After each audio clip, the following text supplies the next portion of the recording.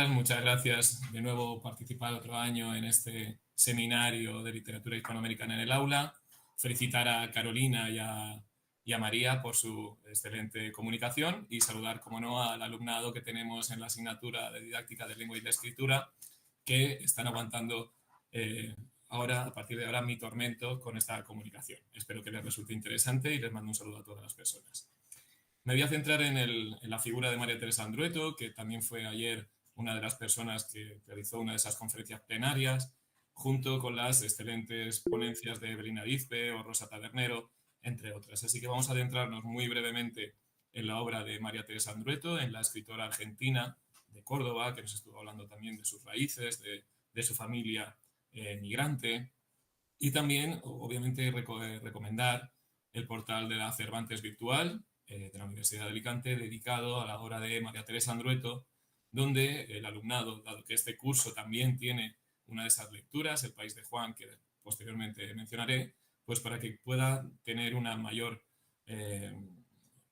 capacidad de reconocer o identificar o adentrarse en la obra de esta grandísima autora hispanoamericana, premiada con el premio Hans Christian Andersen en 2012, que también compartió en el apartado de ilustración con el gran autor afincado en Estados Unidos, el checo Peter Sis, un autor del cual pues no me puedo cansar nunca de recomendar sus álbumes y que también en otros congresos pues he hablado de sus libros informativos que son tan fascinantes. Sobre todo me resulta fascinante de María Teresa Andrueto esa mirada hacia una literatura sin adjetivos. Entonces, una forma también de recordar la docencia a estos futuros y futuras maestras sobre qué es la literatura infantil, y dice en esa literatura sin adjetivos, dice: la literatura para adultos se reserva los temas, las formas que considera de su pertenencia, y la literatura infantil juvenil se asimila con demasiada frecuencia a lo funcional y lo utilitario, convirtiendo a lo infantil juvenil y lo funcional en dos aspectos de un mismo fenómeno. Algo que hay que romper de una manera deliberada cuando seáis futuros y futuras mediadoras en el aula, dado que la literatura ya es emoción, o se aproxima a esas experiencias a partir de las interpretaciones subjetivas, de esa visión de sus personajes, de las situaciones representadas. Es decir, la literatura no es un ladrillo, no es algo que simplemente se deja de lado priorizando lo didáctico. La literatura es arte. Así en la lectura, otra revolución, decía que escuché decir a una maestra: quiero ser un puente sencillo entre los libros y mis alumnos. No sé si hay una definición mejor para un maestro, en cualquier nivel educativo, que la de ser un puente por el que transita un saber recibido, procesado en el crisol de lo más personal, puesto en discusión en el espejo refractario de la propia ideología, eso del currículum oculto del que hablaba Cerrillo, para pasarlo luego como un saber que se desea a los que llegan, un saber que, según consideramos, los que nos siguen no debieran perder para que la vida se les haga más intensa, de mayor espesor, con más entidad o sencillamente más soportable. Eso es lo que nos ofrece María Teresa Andrueto en su obra, una obra que no tiene adjetivos, representa o tiene obras donde la literatura infantil forma parte de su construcción y otras que pueden tener un lector juvenil. Lo importante es que María Teresa Andrueto escribe desde la libertad y busca con sus palabras expandir y hacer que la vida de las personas sea mucho mejor. Eso es lo que siempre intenta la literatura, o ponernos en el lugar de otros personajes y de otros tiempos. Así su mirada muchas veces sobre los personajes femeninos, y esa característica de la obra de María Teresa Andrueto se puede ver reflejado también en una gran cantidad de publicaciones relacionadas con su obra. Especialmente han sido numerosas en la revista argentina Catalejos, centrándose en distintas perspectivas de su obra. Así también el exilio, la migración están muy presentes en su obra, ya no solamente porque también es una experiencia que ella ha vivido desde su genealogía familiar, sino también en la forma en la cual es capaz de representar esas distintas voces. El tratamiento en Estéfano es absolutamente muy, o sea,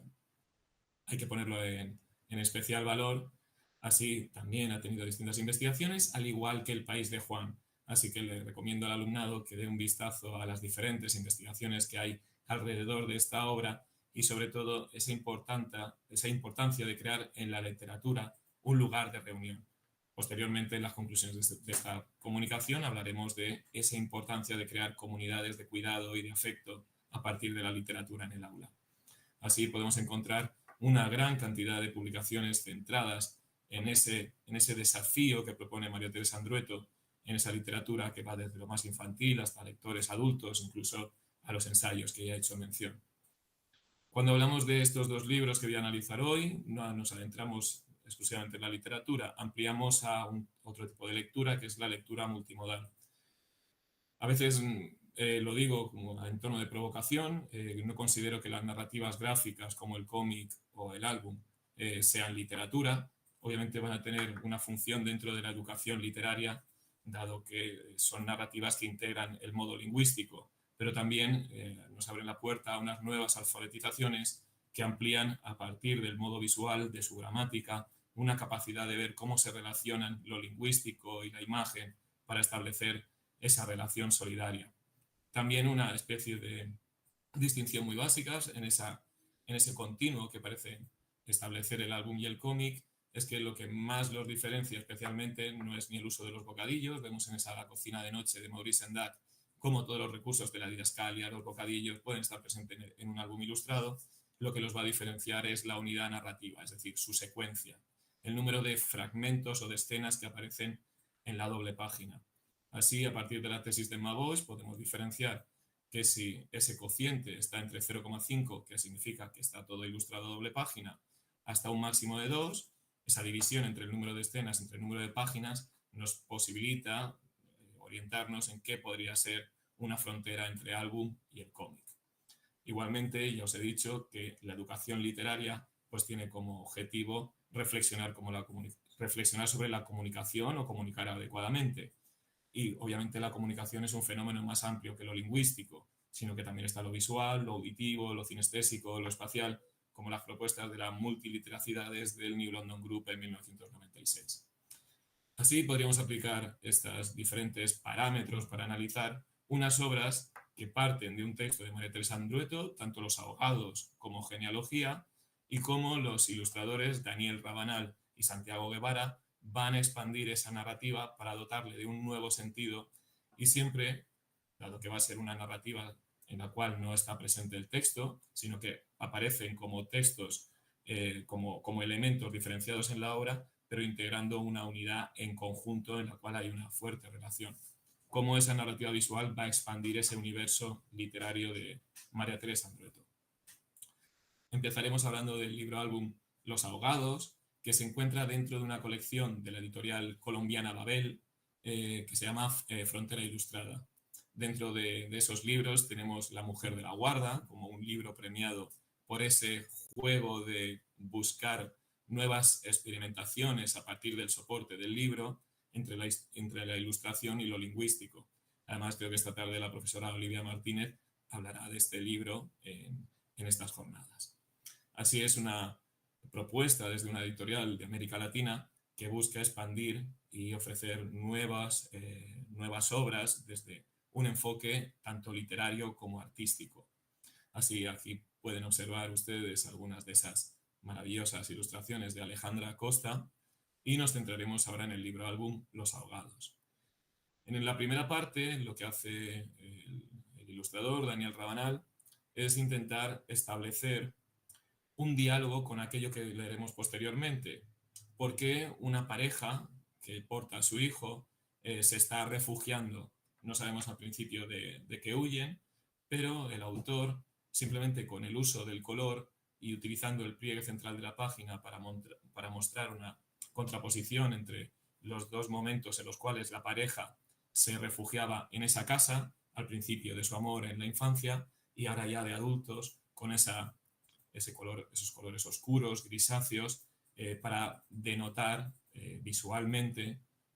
que están en un momento aciago y simplemente los tonos sepia nos llevan al pasado y simplemente con ese uso del color es capaz de narrar muchas cosas y somos capaces de comprenderlo. Por tanto, nos habla que ese refugio surge a partir de que Daniel,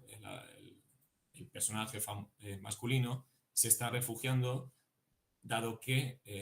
nos cuenta una historia de represión. María Teresa Andrueto ayer nos habló en su charla de que también vivir durante una dictadura como la que ella vivió, pues obviamente conlleva convivir con una serie de horrores. En este caso, los ahogados son personas que aparecen arrastradas en la orilla con los cuerpos inertes, como víctimas de esas represalias de la dictadura frente a cualquier disidente. Por lo tanto, esas víctimas de la represión aparecen representadas, pero María Teresa Andrueto incluye un sueño de la protagonista femenina, que es la que lleva la voz de esta obra, en la cual siente ese temor, y es cómo viven muchas personas en lugares del mundo donde la dictadura o la represión obliga a que la libertad del pensamiento no está presente. Así observamos en la última parte de nuevo esa narración visual en la cual ya conectamos con el presente y vemos imágenes duras sobre cómo aparecen esos cuerpos en la orilla. El cómic sin palabras de genealogía está ilustrado magistralmente por Santiago Guevara. Nos puede llevar, nos podemos conectar a partir de nuestro intertexto lector con otras obras que nos pueden remitir a ellas, como el cómic sin palabras de Shantan, Emigrantes, o a una obra que también estuvo presente durante algunos cursos en esta asignatura, como es la obra de la poeta chilena María José Ferrada, En Mexique y el nombre del barco. No puedo olvidar tampoco, dado que tenéis que hacer un trabajo académico el alumnado de esta asignatura, poner en relevancia cómo distintos monográficos de revistas relevantes se han dedicado a investigar el cómic desde distintas perspectivas, desde la educación o desde las figuras femeninas, o el cómic en Latinoamérica. Las revistas Tejuelo, que ayer tuvimos a uno de sus editores, al profesor José Soto de la Universidad de Extremadura, la revista Ognos de la Universidad de Castilla-La Mancha, Imposibilidad de la Universidad de Granada o Kamchatka. Así, en esta genealogía volvemos a tener la misma estrategia. Utiliza una especie de analepsis justamente para mostrar visualmente esa idea de genealogía que parte de una foto fija, en este caso de la foto del casamiento de sus padres. A partir de ahí, el poema de María Teresa Andrueto intenta recordar o reconstruir esa genealogía familiar que también, obviamente, está pasada por el filtro de la migración, y cómo esas otras migraciones también han podido ser los orígenes de muchas familias. La inteligencia de Santiago Guevara es, de nuevo, utilizar el color, colores en blanco y negro para reflejar el pasado, también la sensibilidad muchas veces de utilizar primeros planos para mostrarnos a los personajes, personajes que además nos miran a los ojos, justamente porque lo que queremos intentar o buscar a partir de estas obras es fomentar la empatía con esas situaciones representadas. Los planos mucho más alejados para tener una visión del contexto. Así llegamos en esa narrativa visual hasta el momento presente, en el cual solamente queda presente el texto, y volvemos, una vez leído, a encontrar una expansión narrativa de Santiago Guevara. Esta vez cambia los tonos, pasa a tonos azulados, y nos narra una situación que no es en el presente donde está escrito el texto, aunque es un texto desgraciadamente aún muy presente por los dramas humanitarios que vivimos en este mundo y los dramas que viven muchas personas cuando son refugiados o cuando tienen que emigrar. Así podemos observar esa dinamización en la angulación en la parte superior para mostrar ese tránsito hacia el barco. De nuevo volvemos a ver o podemos comparar cómo utiliza los mismos recursos, cómo miramos desde arriba a una masa indiferenciada de protagonistas que nos miran a los ojos. Y bueno, tristemente hoy en el lenguaje parece que muchos partidos políticos deciden también deshumanizar a las personas. Son personas, tienen nombres, tienen vidas, no son menas, no son algo que simplemente es una etiqueta para escupir y ser miserable, que es lo que son todas estas personas que tienen este tipo de discurso. Así podemos observar, además, cómo esa genealogía traza una prolepsis, va hacia el futuro y muestra cómo personas que vienen desde países africanos necesitan migrar por el hecho de que necesitan subsistir. Para ellos dar ese paso para cruzar una frontera también es algo muy complejo, dado que si cruzan la frontera pueden tener la esperanza de la libertad, pero también se enfrentan al desarraigo. Así, a través de sus expresiones, somos capaces de empatizar, de reconocer, sobre todo, la importancia de mirar al otro. Y para finalizar y no extenderme, estas obras obviamente nos interpelan. La obra de María Teresa Andrueto es además de una belleza y de un peso en sus palabras que es ejemplar, y por eso todos sus reconocimientos son pocos. Y sobre todo lo que nos llevan estas narrativas visuales es ampliar esa